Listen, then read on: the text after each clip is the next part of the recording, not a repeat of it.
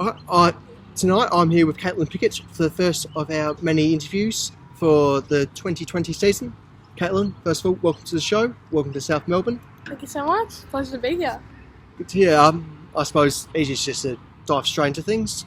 So first off, over the 2019-2020 season, we were the first in our series of signings into South Melbourne, as well as being our first announced transfer. We've also been the only announced transfer who hasn't joined the club from Alamein. So how does it feel to be the odd one out? Oh, not too bad. All the girls have been really welcoming, so it hasn't been too much of an issue. But that's good. Yeah, we put it that way. Better than a boarding school. Yeah. So, continuing on the subject of your arrival at South Melbourne, what do you consider to be the main reason for you joining and becoming a part of the Hellas family? Well, obviously South Melbourne's is a really predominant club for many years, and it's got a really great reputation. And Sam was coach at Galaxy at the end of towards the season, so it was also pretty easy to follow him. As well as travel, it's pretty convenient, like straight off the freeway. But yeah, mainly the club's reputation for sure. Yeah. So it seems the gaffer's been doing quite a lot of fishing. Yeah. So footballers, they're arguably famous for their sometimes ridiculous superstitions. What's your most unusual match day ritual? Well, I don't really have one, really. Just good tunes. Like, pumping up music. Like, I don't have anything specific, but like something going on in the change room, the speakers, and yeah, I don't really have any intense ritual. I'm more like laid back, chill, and just relax and not too stressed. At least you're not wearing the same pair of boxes each No, week. I definitely don't do that. How did that start? So towards the end of last year, your previous club, Geelong Galaxy, was announced that they will no longer have a position in the WNPL at a senior level. So broadly speaking, what are your thoughts regarding the major restructuring of the league coming into 2020? Well, it was pretty hard at Galaxy to be cut like that. That 1 minute we were promised another like season, and the next they took it away. But which is like fair enough.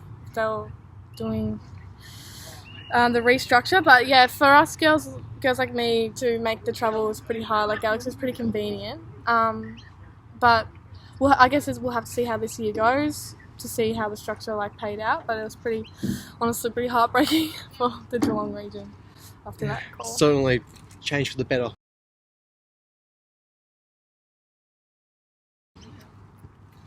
So coming in for another club in South Melbourne, you would have had the occasional glimpse of our works starting off in 2019 in our foundational season.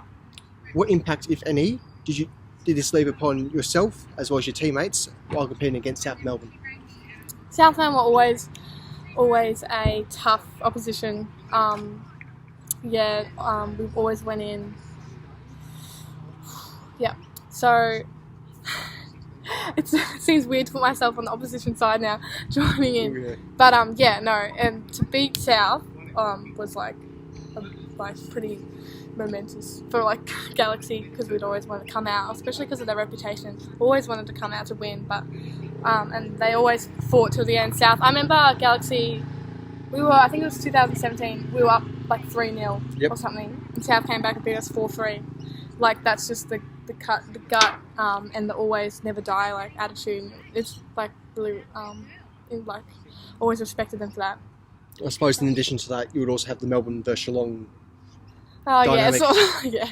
Always will have an impact. Sure. So along similar lines to the previous question, so broadly speaking, once more, how do you think in our capacity as the last Lays active supporters could we improve in our quality of support for both yourself and the team as a whole? Well, I think our supporters are pretty good. Like, I love this fan TV, so that's like, we definitely didn't have that at Galaxy or even my experience in America, so this is pretty good. I guess to do better, maybe like more appearances at games, just to get that more attendance and that extra commitment. But I think this idea is pretty good, especially following women's football rather than the men is like pretty awesome. So I guess we have to get a kick down. Might get a bit of a crowd then. Yeah. Oh yeah, true. So pro rail is perhaps the most talked about subject among supporters of NPL clubs. do you believe that we should have the opportunity to see clubs be promoted up through the divisions to the A-League and the W League? Yeah, for sure. To have that pathway would be awesome. And yeah, I reckon the W League could benefit from a few more clubs, especially in Melbourne. I reckon South Melbourne would be a really good bet and a great opportunity for everyone on this pathway. I suppose we would have had that position coming into last season as well, start of last year's season. But we all know how that ended up. So, as a child, who was your biggest footballing inspiration? My dad. Yeah, that's pretty cheesy, but yeah, Dad got me into football. Forced me into football. And, yeah, made me join the indoor soccer group or something. It was all boys. It was 3 girls or something. Always chosen last, but yeah, definitely Dad because yeah, he never made it pro or anything, but he was still my inspiration, I guess. Yeah. At least you'll race properly. Yep. So recently, we've seen a series of Matildas being signed by English clubs, as well as those like fan of the show and former South Melbourne player Alexandra Gummer with Young Boys in Switzerland. Given the opportunity, would you play football in Europe or in the United Kingdom? Definitely. Oh, given the opportunity, it's incredible there. The football there's another level. Just the professionalism of it all, especially for women's soccer. I went on a trip there once, a tour, and it was the facilities were pretty incredible. And yeah, if I was given the opportunity ever, definitely, but definitely not looking likely right now. You've got to start somewhere. So, speaking of the United Kingdom, Brexit is finally upon us. This is, of course, not a question. Just want to congratulate the Johnson government. Viva la Bojo.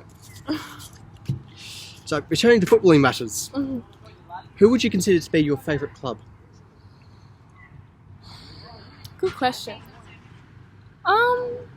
Obviously got to say South Melbourne. Here, gonna do for the bad. No, yeah. I'm not too sure. I respect a lot of clubs out there. Yeah, no, I don't really have a specific one. Okay. I don't really follow football either. I like watching it, but I don't really have a professional team that I follow. I just like watching all the games and cheering for the underdog. So it's all about all that being involved, I suppose, just to the broader big picture. Yeah. Which is more understandable. So, sticking to a bit more of a casual line for the rest of the interview. In 2019, the song Dance Monkey by Australian artist Tones and I proved to be a bit like Vegemite.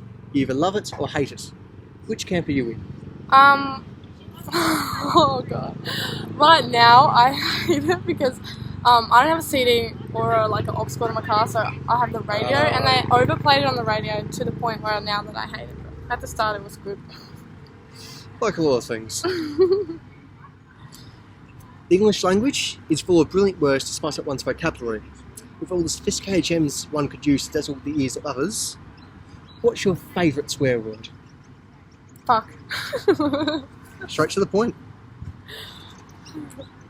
In consideration to the recent outbreak of fears regarding the coronavirus, do you believe that sales of the extremely mediocre beer, Corona, have been impacted? Bloody well, hope not. I don't think so, though. I think the media are overplaying it. I think we're pretty safe in Australia. As long as you haven't visited China, you'll be right. But yeah, good for the beer. Unfortunate name. So you'll be dead after your next six-pack.